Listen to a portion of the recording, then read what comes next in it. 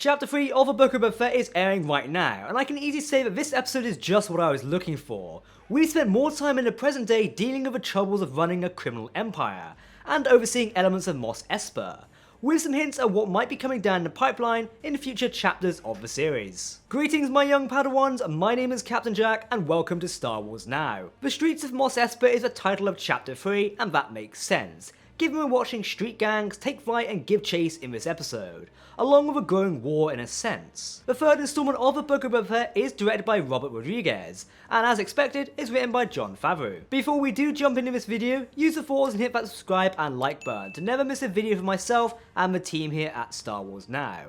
As always, if you're talking about Star Wars, then we want to hear about it. It's certainly notable that Chapter 3 of the series has had a change of pace. Personally, while the only minor inclusion of the flashback scenes was the downfall of the Tusken Tribe, it's a step in the right direction for the series, in my opinion, given I previously thought we had spent too much time in the past flashbacks. Yes, they were needed to establish Fett's backstory, and even more so it appears now that the amount of time needed to tell that story is the explanation for the heavy involvement in the earlier chapters. I do doubt that this is the last of the flashbacks, as we got to see how Fett recovers Slave 1 and saves Fennec Shand. These gaps are still present and likely need to be connected to the wider story. It's a shame to see the downfall of the Tusken Tribe. Last week's chapter really established them and their culture and came to add to it, just like The Mandalorian has done. This is one of the best parts of the Book of Boba Fett in my opinion, as well as The Mandalorian, building upon an iconic Star Wars species and adding deeper and richer lore to them to really amplify what we're dealing with here. It's really impressive in my opinion. Though, as it's made clear in this episode, the speeder bike gang which had been seen during the flashback segments took revenge on the Tusken Tribe, killing and wiping them all out, all while Fett was away on Mos Eisley, dealing with business on behalf of them. As more little cameos made by Peli Motto, the repair lady who Din Djarin meets in The Mandalorian Chapter 5, the gunslinger, she can be seen walking around in the background with a cameo of her pit droids. Very cool. What is actually cool is we get a catch up on the present day scenario, as we see citizens of Mos Eisley putting stormtrooper helmets on spikes, clearly showing that Galactic Civil War has ended in 4 ABY, and that the Empire has fallen. This further connects with 9 ABY when Din Djarin arrives at Mos Eisley in the aforementioned episode, as we get to see the same helmets and others scattered around the spaceport. Let's talk about the speeder bike gang. The ones who killed off the tribe have been seen in some other capacity before in the Star Wars universe. While not directly seen, they're connected with the Hutts. No, not the twins who we'll talk about later, but another Hutt by the name of Calfo. His symbol is the same symbol that is sprayed upon the tribe's tent and also the walls of some Tatooine settlements, marking a claim. On screen now you can see an image of Calfo, and if we zoom in closely on his outfit, you'll see the same symbol which is used by the gang to mark what territory they lay claim to and take from. Calfo was a very rich Hutt, and had connections to the spice trade, weapons dealing and smuggling, much like Jabba the Hutt. It's likely that Calfo is using the speeder bike marauders to target the Pikes, as they are well known for their spice trades in the Star Wars universe. Flashing back to present day, Boba Fett has received an audience from a concerned Mos Espa citizen, Lortha Peel, who is played by one of my favourite actors, Stephen Root.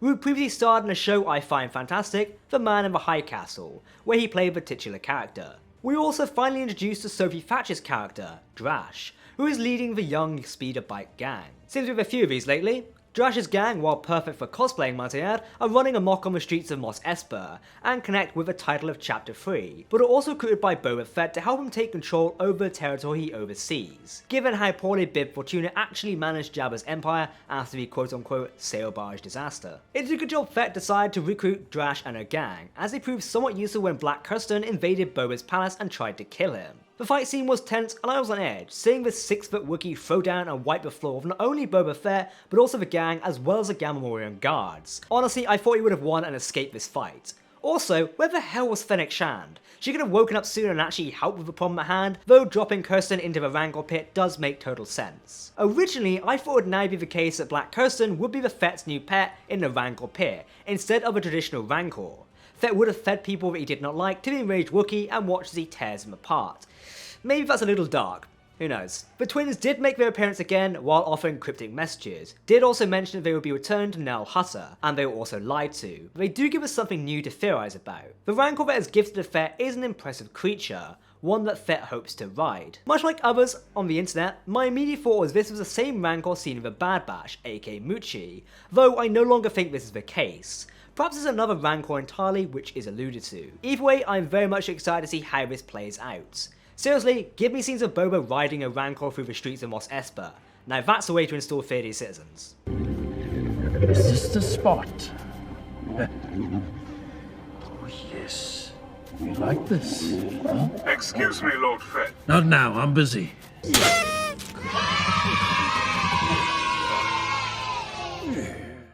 I really want to talk about the Mos Espa chase scene here.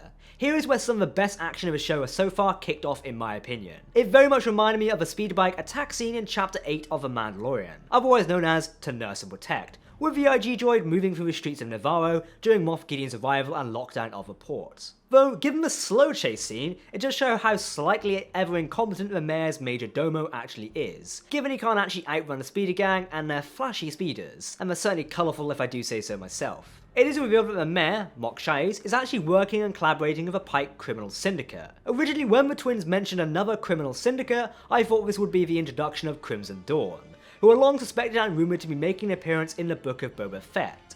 You can check out our theory video here on the channel and by a link in the video description. Though if we think about it deeper and go back to the days of Darth Maul's Shadow Collective, the Pike Syndicate actually worked with Crimson Dawn under Darth Maul. This makes logical sense, as likely the major parts of the Pikes are still present and working with Crimson Dawn.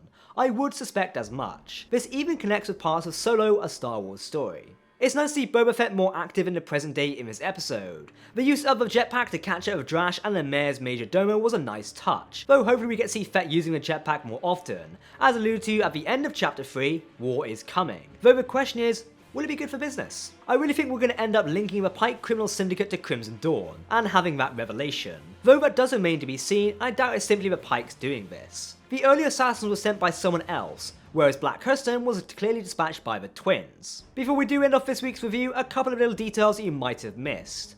The Pike criminal boss in Mos Eisley is voiced by Phil Lamar, who is a notable Star Wars voice actor, having voiced Jedi Master Kit Fisto in the Clone Wars, along with Jar Jar Binks under the alias BJ Hughes. Jabba the Hutt actually appears in this episode via a painting, which also features Salacious B. Crumb, Bib Fortuna, and Max Rebo, all notable characters who are usually a part of Jabba's entourage, and most who are now dead, apart from Max, as we know the lovely musician survived and is currently in Mos Espa in the Sanctuary Cantina. His music does live on. The Book of Boba Fett is certainly taking a step in the right direction for myself. While I do like the flashback scenes, I am glad they're in the minority of this episode runtime this chapter. Simply as I personally am more invested in the present day events and seeing Boba Fett run his criminal empire.